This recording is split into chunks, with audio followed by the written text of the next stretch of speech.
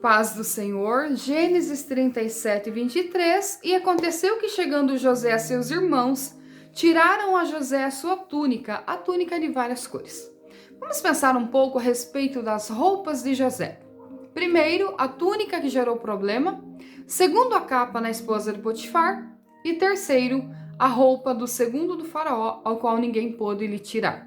Bem, nós temos uma família patriarcal, nós temos Jacó. Nós temos 4 mulheres, 2 esposas, 2 concubinas, e nós temos filhos gerados dessas 4 mulheres. Então nós temos meio-irmãos. Agora aparece José na história, que é o filho de Raquel, a esposa amada de José. Automaticamente, esse filho caçula, ele se torna o favorito do pai, o que vai gerar um certo ressentimento nos filhos mais velhos. Por quê?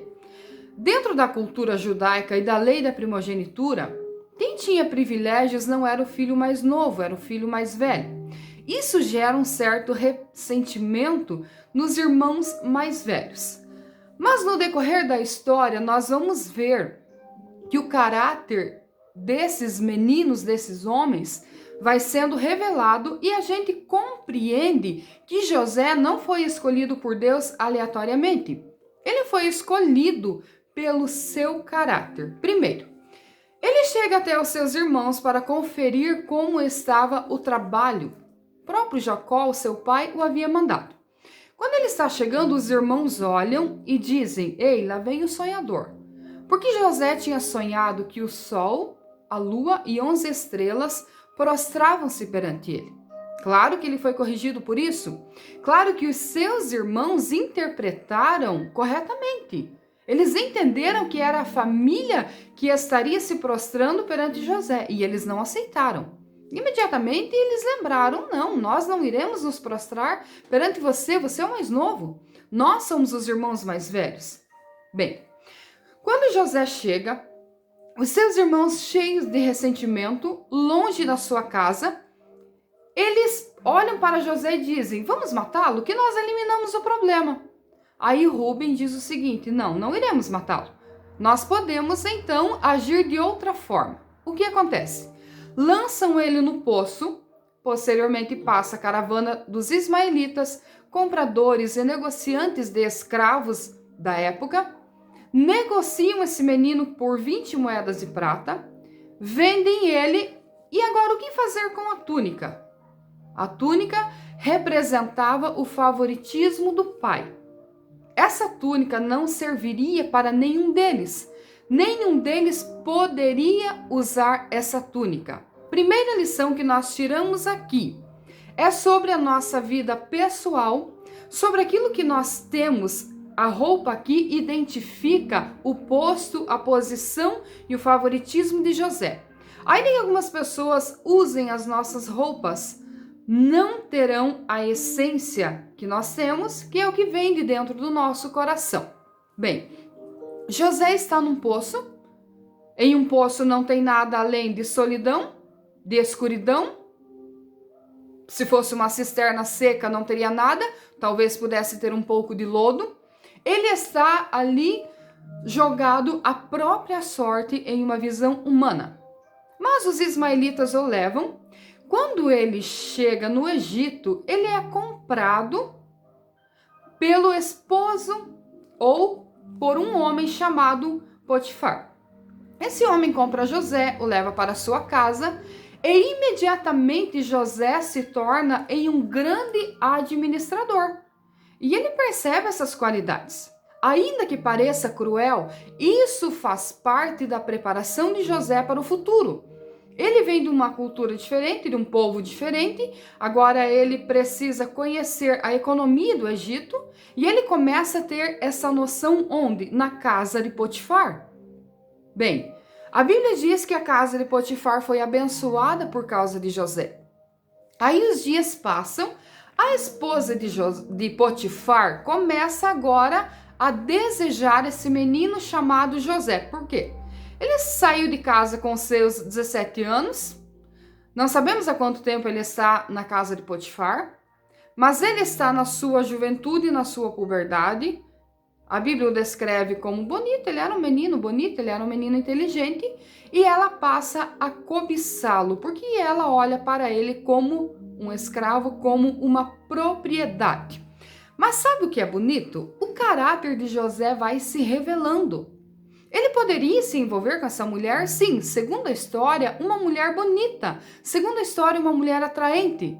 Mas José sabe respeitar o seu Deus. Isso nos traz uma lição muito grande, sabe por quê? Porque ele está em um país estranho. Perceba que o decálogo, os 10 mandamentos, ainda não existem. Mas José tem gravado no seu coração as leis do Senhor, as leis do seu Deus. E ele não vai se envolver com essa mulher. Pela segunda vez, nós vemos alguém retirando-lhe a sua roupa, tentando tocar, tentando manchar a sua identidade. Mas ele não vai se envolver com essa mulher. Na primeira etapa, no primeiro ataque, nós vemos irmãos invejosos que pensam em matá-lo e vendem, mas ele não se corrompe. Na segunda fase da sua vida, nós vemos uma mulher tentando manchá-lo sexualmente, mas o seu caráter mantém-se firme e em pé. Bem, ele irá passar por algo, uma experiência difícil, dolorida, que é a calúnia. Todos nós sabemos que a calúnia, no momento, ela fere, mas a verdade, no tempo certo, no tempo de Deus, ela prevalece. O que acontece? Quando Potifar chega, essa mulher se lamenta, lamoria e diz: ele tentou me atacar. Ela inverte a história. Mas nós aprendemos algo muito importante aqui. Por que José não foi condenado à morte? Porque o esposo dessa mulher, Potifar, devia conhecer o seu caráter. Ele conhecia as divindades em que ela adorava e servia. Ele conhecia as práticas espirituais e pessoais dessa mulher. Nada melhor do que um cônjuge para conhecer a conduta do outro. Então ele não condena essa menina à morte. Claro que nós sabemos que tem o agir e o propósito de Deus, mas tem a conduta humana nessa história também. Ele é levado para a prisão. Deus o chamou para ser um líder. Ele é um líder nato. Ele lidera entre os irmãos, ele lidera na casa de Potifar e agora ele vai liderar na cadeia. Sabe o que eu aprendo aqui? Que independente da situação em que nós estamos, independente do lugar em que nos coloquem, aquilo que Deus colocou no nosso coração, na nossa essência, isso não irá ser alterado. Claro que eu estou falando do caráter de um menino que não se corrompeu em nenhuma área da sua vida. Passa-se os tempos, passa-se os anos em que ele está na prisão. Você conhece a história dos sonhos, do copeiro, do padeiro. Um é enforcado, o outro é livre. No tempo certo.